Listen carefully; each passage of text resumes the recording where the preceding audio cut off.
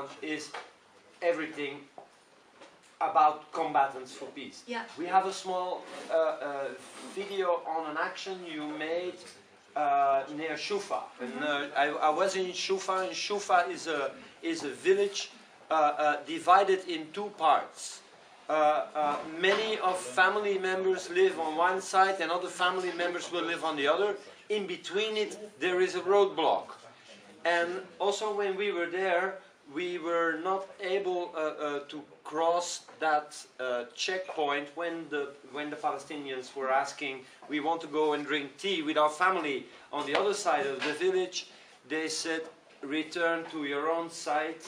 The roadblock is there. We can ask questions why it is there, because it's not even on a road to protect the settlement.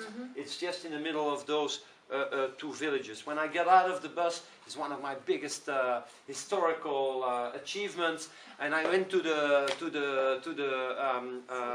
soldier and I said, "Why can we not go and drink tea?" And he looked at me and I said, "I don't speak English." And then he said, and I said, "But we want to go drink tea." And then he looked in my eyes and I kept the eye contact, and he said, "You have 20 minutes to drink tea."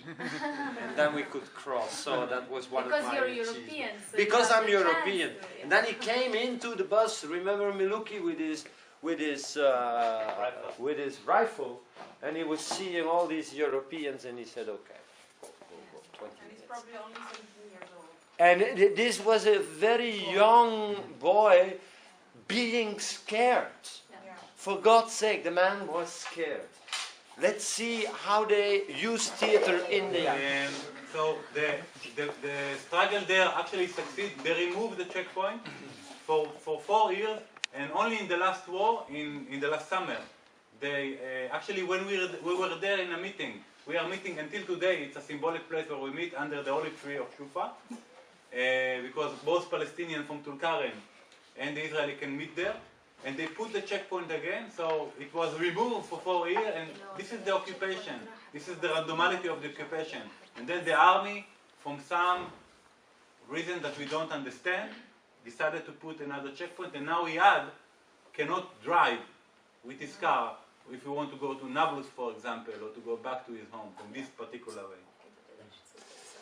I think it's time for you to come up with your questions, because I see a lot of people wanting to share maybe what they want to know. Don't be shy. Hi. My name is Yip. I was in Palestine from October until January. I was a volunteer.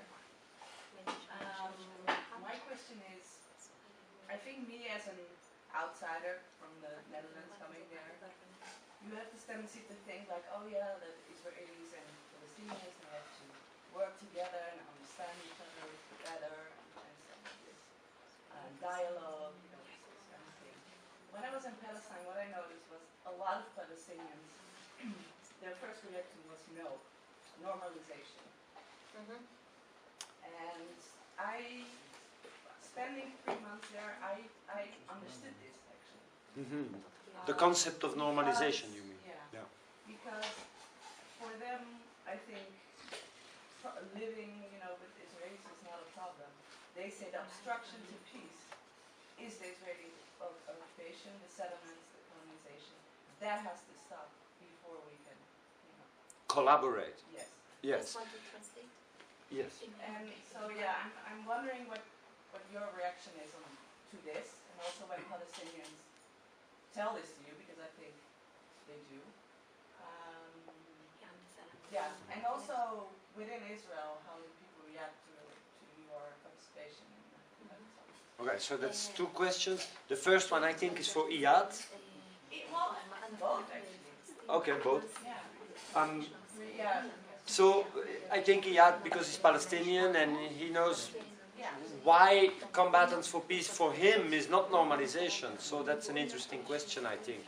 The concept normalization is hard to explain in one sentence, but it means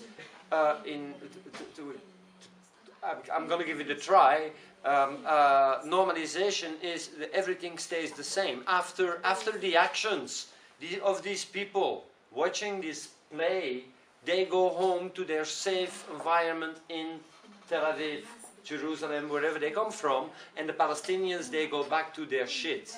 Yeah, and in a way it's also like condoning what is, Yeah. you know, happening. It is, again, could you That repeat? it's condoning? Condoning? Yeah, like if you are It's kind of accepting accepting. the situation, and people are forgetting what it's really about, and that is that Israel should stop what it's doing.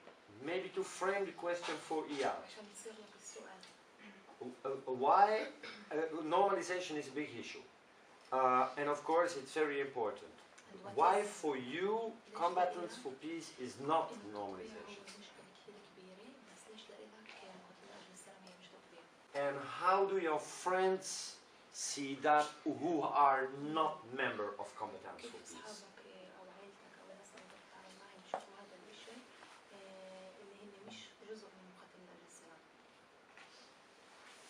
أول شيء مصطلح التطبيع هذا مصطلح أصلاً خلق في فلسطين. The first thing that the phrase of normalization, it was invented in Palestine. بالنسبة لي أنا المقاتلون مش تطبيع لعدة أمور. There are, for me, combatants for peace, it's not normalization, تطبيع, for a few reasons. إحنا بنمشي على برنامج سياسي معين. We're working in a political program. وعلى مبادئ وأهداف للمنظمة باتفاق الطرفين. And we have مبادئ, principles that it's written by both sides. والعمل اللي بيننا هو عمل واضح للجميع وجو شفتيه في الفيديو هو عمل مقاومة الاحتلال. And the work that we're doing and maybe you saw it in the videos, that we're doing actions against the occupation.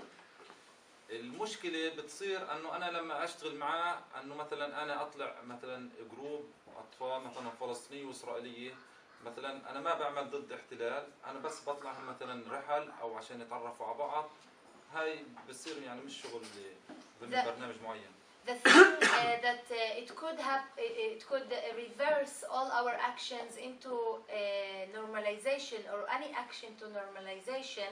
It's like taking a bus full of kids into meeting other kids, Jewish kids, which is not something that it's not a direct action against the occupation, which makes this action a normalization. اللي جمعنا مع بعض انا والاسرائيلي انه هو اسرائيلي يؤمن بالسلام وإقامة دولتين فلسطينية واسرائيلية وانا اؤمن بهذا الحكي نفس الهدف. What makes us working together, and it's not a normalization action, that both the Palestinians and the Israelis, they believe in the freedom and of the Palestinians and in ending the occupation. هذا الفرق بين الكومباتنت فور بيس والمجموعات الثانية. This is the difference between Combatants for Peace and so many different organizations that they're working under the title of peace. Mm-hmm. So it's, yeah, I understand. Yeah. And your friends, how do they see that? أصحابك كيف بيشوفوا هذا الشيء؟ أصحابي طبعا زي ما في برضو في الشارع الإسرائيلي ناس بدها السلام وناس مع الفكرة في ناس برضو ضد. في الشارع الفلسطيني عندنا بكون الوضع لسه أصعب. Like so many people in both sides, in the Israelis and in the Palestinians, they don't believe in working together at all. And in our Palestinians, I know it from close. It's really, really hard. في من أصحابي ومن عائلتي معي وفي برضو مش معي. I have members of my family and friends that they support me, and there are also that they don't. الوضع اللي بعيشه الشاب الفلسطيني مش سهل انك تغير تفكيره. The reality of the life of youth and Palestinian, it's really hard that you cannot have the chance to change his mind because he's in the hard life. Thank you. And if you want to react on it? Yeah, I think we are one of the few organizations that actually got permission from the Palestinian Authority to continue working together, and with the stamps, you know, Combatant for Peace, Muqatalin Ajil Salam, is not normalization. normalization, not tatbiya. My lakmus test for the fact that we are not doing normalization, although that I believe that in the future we will be, the relationship will be normalized, is that Israeli like dialogue groups. You can ask Israeli, come to meet Palestinian, play soccer together, it will be good. And this is the problem of normalization. The harmony is dangerous. Because when you meet a Palestinian to drink a coffee and to eat a hummus or baklava and the kids play soccer, you can go back to your safe home and feel good with yourself. And this good sense will stop you for doing an action. But if you, most of Israeli will not come to our activities or join Combatants for Peace, because this is not very safe and easy and romantic, so to speak. This is to do action against the occupation. So for me, I know that unfortunately, because we are a minority right now, I know that what we are doing is not normalization. We are fighting the occupation, binationally, non-violently. Yeah. Well, you all three kind of spoke about the whole educational system, especially you, about that you're being brainwashed, also in Israel, also in Palestine. But my question is more towards the Israeli youth. They are being brainwashed in the whole educational system. I know because I've met a lot of Israelis while I was on holidays, and I tried to understand how they were thinking. I couldn't, sorry, but I just couldn't. But I was just wondering, how is this educational part that, I mean, I think I'm more understanding towards the Israeli people, that how they are occupying and how the historical context is an influence of how Palestinian reacts to their occupation. How is this educational part and this historical context part of your project? How do you involve it to recruit Israeli people to be more understanding of what they are doing is wrong? It's a great question. And I think that the problem, to begin with, is not the understanding that we are occupying. The problem in the Israeli education system that I was raised in, and now it's changing slowly, is the non-recognition of the Palestinian narrative. Okay, like the same problem in the Palestinian school system, the non-recognition of the Israeli Zionist narrative. And what we try to do, for example, 2 weeks ago, I went to school with one of our founding members, Bassam Aramin. We are going to schools to tell them about the Palestinian narrative. And you're allowed to do that in Israeli parties. It depends. It's not an easy task, but this is one of our projects. We are doing it at school. We are doing it in 1 year before joining the army. We meet these young people in the age of 18 or 17, just before the army. We found the way to do the cracks in the wall.